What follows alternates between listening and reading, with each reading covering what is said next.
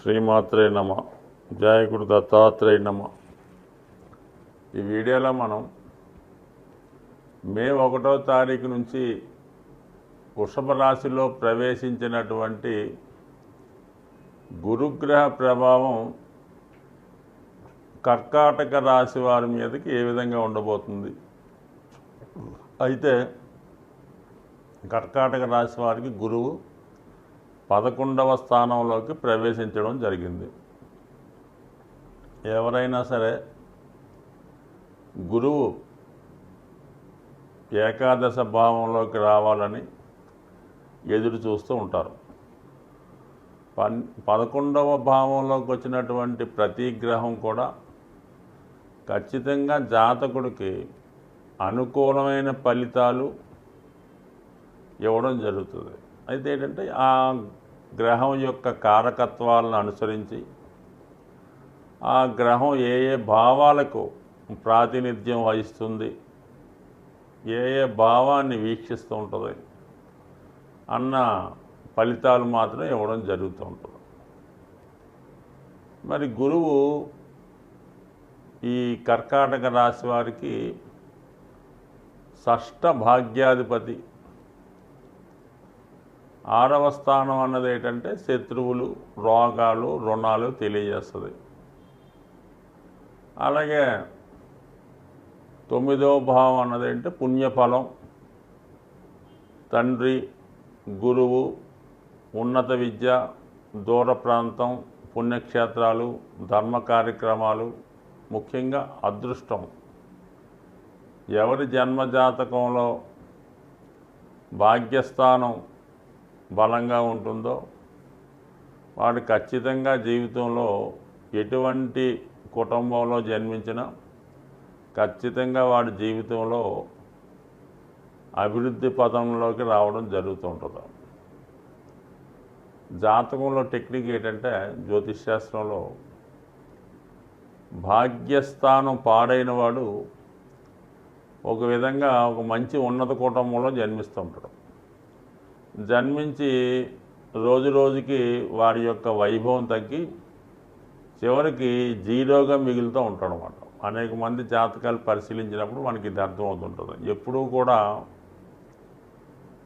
చిన్న స్థాయి నుంచి, అంటే లేని స్థాయి నుంచి ఉన్నత స్థాయికి రావడమే అదృష్టం. ఎంత గొప్ప వంశంలో పెద్ద ధనవంతుల కుటుంబంలో జన్మించి చివరికి ఏకాకిగా ఎవరు లేకుండా, ఎటువంటి ధనం లేకుండా మిగిలిపోవడమే జాతకుడికి దురదృష్టం అన్నమాట. సో ఏదైనా మరి అటువంటి అదృష్ట స్థానానికి గురువు కారకత్వం వహిస్తూ ఉంటాడు ఈ కర్కాటక రాశి వారికి. అటువంటి గురువు 11వ స్థానంలోకి రావడం వల్ల ఖచ్చితంగా అదృష్టకరమైన ఫలితాలు జాతకుడికి రావడం జరుగుతుంది. సో ఈ విధంగా జాతకుడికి మరి ముఖ్యంగా రుణ ప్రయత్నాలు ఫలిస్తాయి.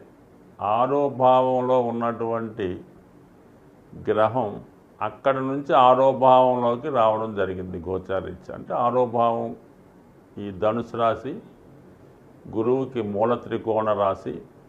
అక్కడి నుంచి 6వ భావంలోకి వచ్చి కర్కాటక రాశి వారికి 11వ భావంలోకి రావడం జరగడం వల్ల ఖచ్చితంగా జాతకుడికి రుణ ప్రయత్నాలు ఫలిస్తాయి.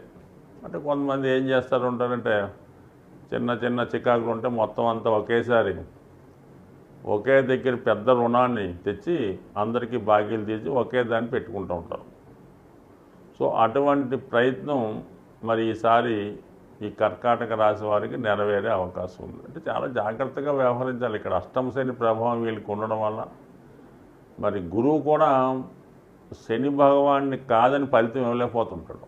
అందువలన ఖచ్చితంగా మరి గురువు 11వ స్థానంలో ఉన్నప్పుడు కూడా జాగ్రత్తగా వ్యవహరించకపోతే ఇబ్బందులో పడతారు. కాబట్టి మొత్తం మీద రుణ ప్రయత్నం ఫలిస్తుంది. చిన్న చిన్న రుణాల నుంచి బయటపడతారు. అయితే శత్రువులు మీకు సహకరిస్తారు. శత్రువులు అంటే మనకి విరోధులని కాదు, గతంలో మీకు రుణం ఇచ్చిన వాళ్ళు కూడా ఒక విధంగా శత్రువులు అవుతూ ఉంటారు అన్నమాట. ఎవడైతే ఈ విధంగా అప్పిస్తూ ఉంటాడో వాడు ఖచ్చితంగా శత్రువు మారుతుంటాడు. మళ్ళీ వాళ్ళే మీకు ఇప్పుడు ఉపయోగపడుతుంటారు అన్నమాట. సో అందువల్ల ఏంటంటే అది శత్రువులు మిత్రులుగా మారడం, అధిక మొత్తంలో ధనం రావడం జరుగుతూ ఉంటుంది. అయితే ఇంకా కూడా గురువు 11లో వచ్చాడు కదా అని మీరు ఏదైనా వ్యాపారం ప్రారంభించడానికి రుణ ప్రయత్నం చేసి కొత్త వ్యాపారం ప్రారంభిస్తే మాత్రం ఖచ్చితంగా దెబ్బతినే అవకాశం ఉంది.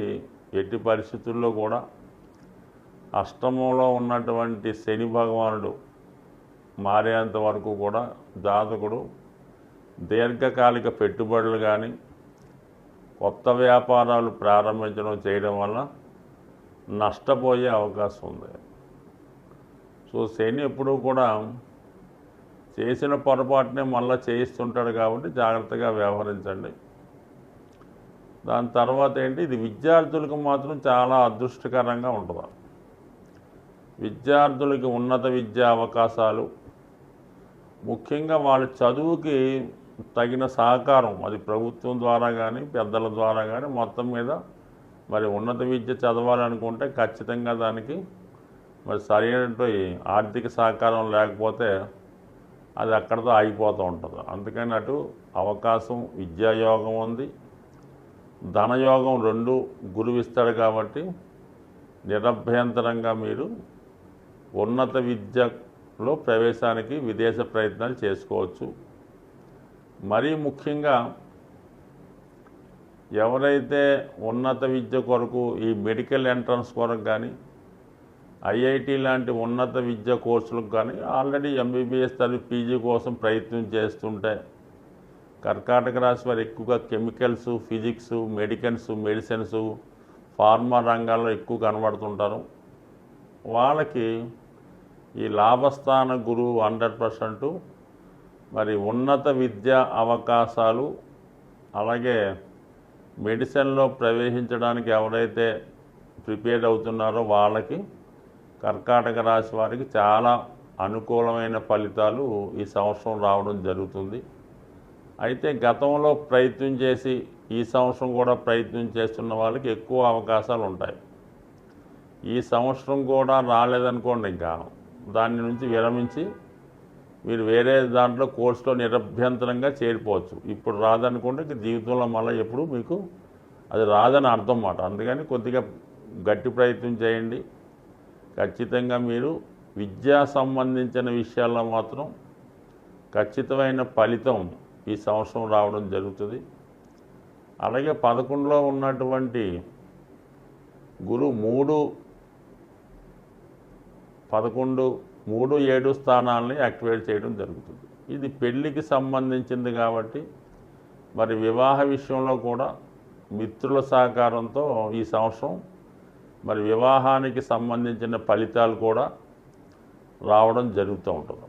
సో అందుకని వివాహ ప్రయత్నాలు కూడా చేసుకోవచ్చు, విదేశ ప్రయత్నాలు చేసుకోవచ్చు, విద్యార్థులు ఉన్నత విద్య కొరకు ప్రయత్నం చేయొచ్చు. అందులో గురువు ఎంబటినే ఇస్తాడంటే మాత్రం మనకి 3వ తారీఖు మే నుంచి జూన్ 3వ తారీఖు మధ్యలో గురుమౌఢ్యం ఉంది కాబట్టి ఈ గురుమౌఢ్యం సందర్భంగా గురువు శుభ ఫలితాలు అంతగా ఇవ్వలేకపోతుంటాడు. సో ఆ కారణం వల్ల శుభ ఫలితాలు ఆశించేవారు జూన్ మొదటి వారం వరకు ఎదురు చూస్తే దాని తర్వాత నుంచి గురువు స్వతంత్రుడై ఇంకా బలవంతుడై మీకు అదృష్టకరమైన ఫలితాలు ఇవ్వడం జరిగే అవకాశం ఉంది. స్వస్తి.